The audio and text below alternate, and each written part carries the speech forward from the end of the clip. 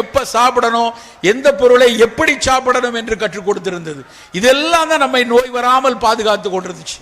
நம்ம எதை எடுத்தாலும் வாய்க்கு ருசியாக மாற்றி சாப்பிட்டுக்கிட்டு இருக்கோம். எதை கேட்டால் நான் சொல்லுவேன், சார் நெல்லிக்காயை சாப்பிடுங்கன்னா நெல்லிக்காயை ஊறுகாய் போட்டுருவாங்க. சார் நான் நெல்லிக்காய் ஊறுகாய் போட்டு தினம் சாப்பிட்றேன். அது எவ்வளவு பெரிய தவறு. நெல்லிக்காயை ஊறுகாய் போடுறதுல நெல்லிக்காயையும் சாகடிச்சு நம்மளையும். அதுதான். இல்லைன்னா எதை எடுத்தாலும் பஜ்ஜி போடுறது. நல்ல பொருள் தான். எங்கள் வீட்டில் கத்திரிக்காய் பஜ்ஜி, வாழைக்காய் பஜ்ஜி, மிளகாய் பஜ்ஜி, எதை எடுத்தாலும் கடலை மாவில் முக்கி கொண்டு போய் பொரிச்சு எடுக்கிறது. அது வயிற்றை சீரழிக்கும். அதில் இருக்கக்கூடிய நல்ல பொருளாக இருந்தாலும் அதை இப்படி சீரழிக்கிற மாதிரி மாத்துறதுல பிரயோஜனமே இல்லை.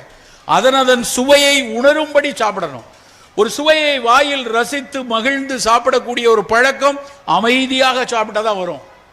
ஒரு கையில் கார் ஓட்டிக்கிட்டே இன்னொரு கையில் வாயில் சாப்பிட்டுட்டு போகிற கூட்டம் கூடியிருக்கு. அவசரம்னு பரபரன்னு எதை திங்கிறோன்னு தெரியாம காலங்காத்தால திருட்டு வர்ற கூட்டமும் இருக்கு. நம்ம நல்ல நிதானமா ரசித்து நொறுங்க தின்றால் 100 வயதுன்னு எதுக்கு சொன்னாங்க? சாப்பிட்ற உணவை மிக ரசித்து அதை சமைத்து கொடுப்பவர்களை, மனைவியை இல்லை யாராவது வீட்டில் சிப்பந்தி செய்து கொடுக்கிறார்கள் என்றால் அவர்களை மனமாற பாராட்டி சாப்பிடணும். அந்த சாப்பாடு சாப்பிடும்போது ரொம்ப நல்லா இருக்குல்லப்பா, ரொம்ப நல்லா செஞ்சிருக்கிறிய அப்படின்னு ஒரு சொல் உங்க முகம் மலர்ந்து பாராட்டி சாப்பிடுங்கள். அது குடும்பத்தில் மாபெரும் மகிழ்ச்சியை என்னைக்கும் கொடுக்கும். அப்படி அந்த மாதிரி உணவு இருந்தோம்னா பொறுமையா நிதானமாக நம்ம சாப்பிடணும். எப்படி சாப்பிட வேண்டும் என்று ஆசார கோவை சொல்லுது. கிடந்து உண்ணார், நின்று உண்ணார். நின்றுட்டு திங்காத, படுத்து கிடந்து சாப்பிடாதேங்கிறான்.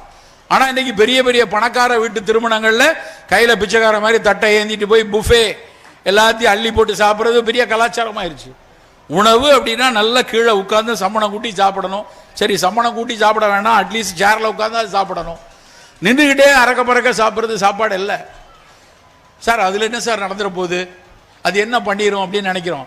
நின்று இருக்கும்போது உடலில் இருக்கக்கூடிய ஃபிசியாலஜியும் உட்கார்ந்து இருக்கும்போது ஃபிசியாலஜியும் வேற கொஞ்சம் மாறும். அப்போ அமர்ந்து சமணம் கூட்டி உட்காருன்னா என்ன அர்த்தம்? சமணன் போல். சமணன் தான் இப்படி காலை இப்படி மடிச்சு இப்படி உட்கார்ந்தான். அதுதான் சம்மணம் கூட்டின்னு வந்துருச்சு. நம்ம காலை இப்படி மடிச்சு உட்கார்ந்து அந்த சமணனுடைய போஸ் அதுதான் பின்னாடி வந்துருச்சு. அப்படி சாப்பிட்டு கொண்டிருந்த நாம் அறக்க பறக்க ஓடி சாப்பிடுவதிலிருந்து வெளியேறணும். நோய் வராமல் இருக்க வேண்டும் என்றால் நம் அக்கறை துவங்க வேண்டிய இடம் உணவு நண்பர்களே.